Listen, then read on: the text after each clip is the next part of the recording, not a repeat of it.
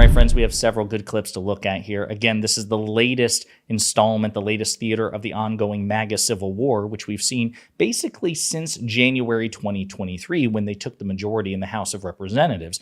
And it's been a colossal failure, objectively speaking, the least productive iteration of Congress since the Great Depression and perhaps by the end of it since the Civil War, all due to the dysfunction and chaos and stupidity within the Republican Party. And as you know, Mike Johnson's the Speaker of the House. He has a razor-thin majority that he has to try to corral. And Marjorie Taylor Greene is fed up with Mike Johnson and has threatened to trigger the motion to vacate. But Democrats recently came to Mike Johnson's rescue and say that they will vote to kill it effectively. So today, an increasingly desperate Greene tried to meet with Mike Johnson twice to, again, impose her will on him, and it doesn't seem to have gone well. So we're going to play some clips, starting with this one of Greene, listing some of her demands for Mike Johnson. Also asking for no more special counsels. Look, you guys, we saw Robert Mueller and the Russia collusion witch hunt. These are political. We're watching what Jack Smith has done. The FBI tampered with evidence and made this look completely fake with the documents. And now Jack Smith has lied in court. This is political, and the Department of Justice should never serve as the campaign arm of Joe Biden's administration and his campaign. This is wrong. President Trump is our presidential candidate. He is being abused, and the American people are fed up with it. It is absolutely the right thing to do to end the special counsel. These requests are not complicated, and also demanding that we have a 1%.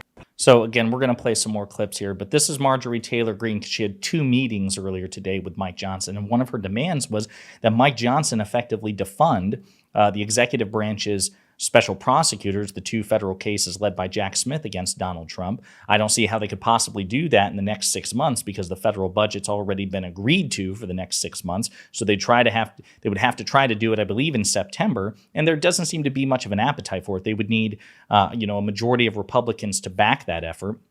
They weren't able to get it done last time.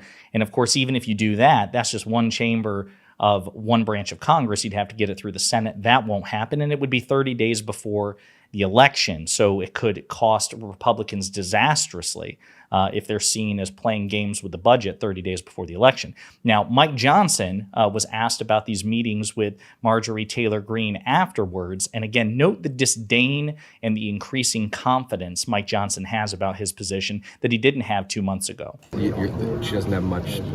She's paraphrasing here. She wants to hear an answer soon or something like that. Sure. Look, we're gonna process these ideas just like we do all ideas and all input from members, and this is not a negotiation. I'm doing my job, and part of the job is taking suggestions and thoughtful ideas from members, and that's what we're doing here. How are you going to handle the census thing, the census bill? You think you're going to? It's not a negotiation. He says, note the eye roll, note the and he's exchanging laughs with reporters. He is laughing with Beltway Washington media, right, which is supposedly the enemy of Republicans. And they're both exchanging laughs about Marjorie Taylor Greene, the eye roll, the confidence. This isn't a negotiation. This is just effectively a suggestion box.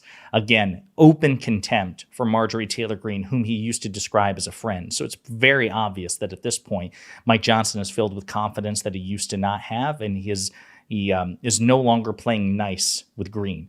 Greene then went on Steve Bannon's War Room podcast, Steve Bannon being a prominent advisor to Donald Trump, potentially the next future chief of staff if Donald Trump becomes president again, which would be, again, disastrous for the country.